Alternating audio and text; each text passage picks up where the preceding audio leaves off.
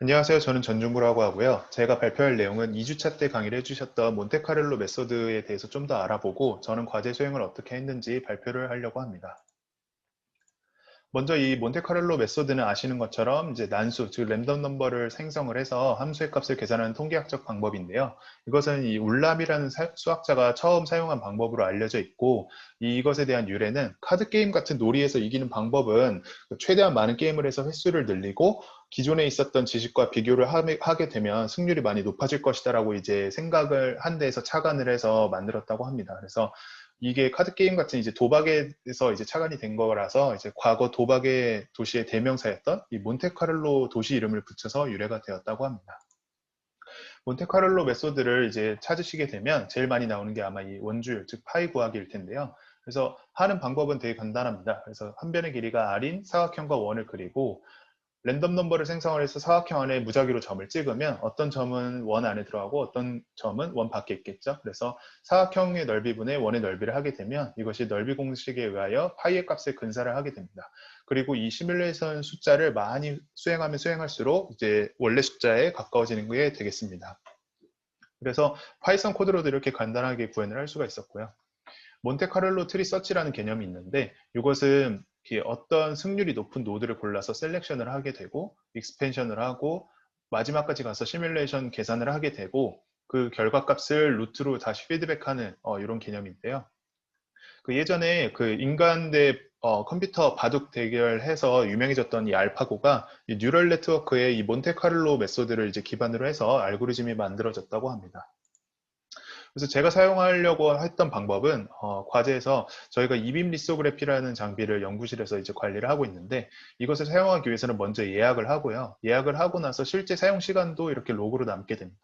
그래서 첫 번째는 이렇게 한 달씩 로그를 저희가 결과값으로 볼 수 있는 게 아니라 뭐 1년, 2년 이런 식으로 누적 사용 시간을 미리 예측을 해볼 수 있으면 뭐 장비 교체나 정비에 도움이 많이 되겠다라고 생각을 했고요. 그리고 예약 시간 대비 실제 사용 시간이 더 많은 사람, 예를 들면 2시간 예약해놓고 어떤 사람이 만약에 2시간 22분 이런 식으로 초과하는 사람이 많으면 이제 다음 사람 이용에 문제가 생기기 때문에 페널티를 부과를 했었을 때 이때 타임 갭은 어떻게 될 것인가, 이 두 가지 의문점을 몬테카를로 메소드를 사용을 해서 한번 과제를 수행을 해봤습니다. 그래서 파이썬 코드를 보시면 이렇게 필요한 모듈들을 인풋하고요. 레퍼런스를 뭐 예를 들면 한 달로 잡았을 때 뭐 1시간 예약하는 사람은 20%, 1시간 반 하는 사람들은 30% 이런 식으로 이제 상황을 가정을 하고요. 그다음에 numpy 랜덤 함수를 사용해서 코드를 짰고 그다음에 데이터 프레임 형식으로 표현하는 것까지 그래서 교수님이 강의를 해주셨던 거에서 많이 착안을 했습니다.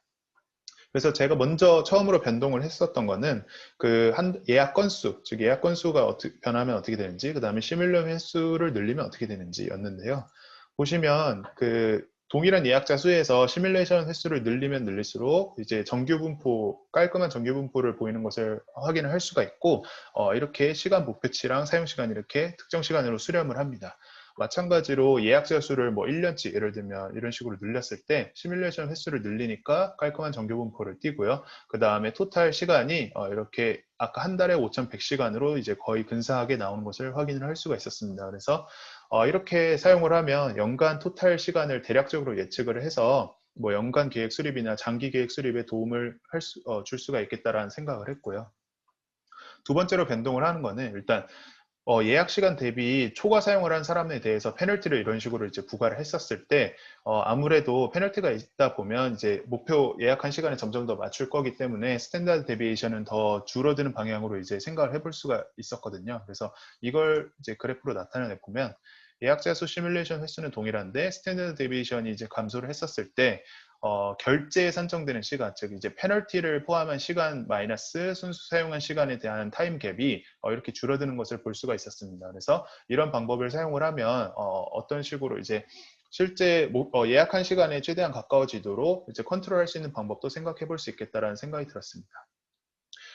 논문을 검색을 해보니까 이미 이런 식으로 회로나 소자에 대해서 이제 몬테카를로 메소드를 이미 사용을 해서 발표된 게 많더라고요. 그래서 저도 이제 다음번에는 제가 하고 있는 실험에 뭐 소자나 회로에 대해서 이 특성을 구할 때 몬테카를로 메소드를 사용하면 더 좋은 결과값을 낼 수 있지 않을까라고 생각을 해봤습니다.